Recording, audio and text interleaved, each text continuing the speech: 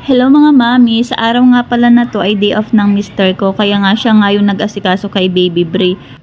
Kaya nga mga mamis, pagkatapos ko nga mag-almusal ay inuna ko na nga tong taas ng ref namin kasi sobrang gulo na talaga kung napansin nyo sa mga nakaraang kong video.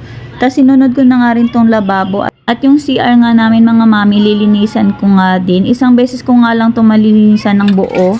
Pero nga yung toilet bowl at yung sahig, madalas ko yung nalilinisan. Pero itong pader ay isang beses nga lang sa isang buwan. Ang ganda nga nitong ginagamit kong panglinis pero mukha nga hindi na to aabutin. Kasi nga konti na lang kasi ang tagal ko na nga rin to na check out. Bibilin na nga lang ako ulit. After ko nga dyan maglinis sa CR, kita nyo naman ang dumi-dumi kaya maliligo nga ako kasi hindi nga pwedeng hindi ka maligo at matapos maglinis ng CR. Buti nga lang nandyan nga si Ronnie at may nagbabantay kay Baby Bray. Kasi nga once na umiyak siya, hindi naman pwedeng lumapit ako sa kanya nang wala pa akong ligo. Grabe nga yung dumi ng CR namin mga mami kasi nga ito talagang CR namin ay napakakulob. Ang bilis nga niya maglumot. O ayan, kita nyo medyo malinis na, kinulang nga kasi ako sa panglinis.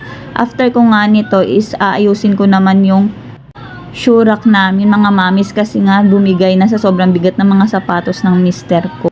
Ang dami ko ngang linis ngayong araw mga mamis, buti na lang talaga meron na ako nitong map, napakaganda talaga to. Gumagaan nga yung aking mga gawain.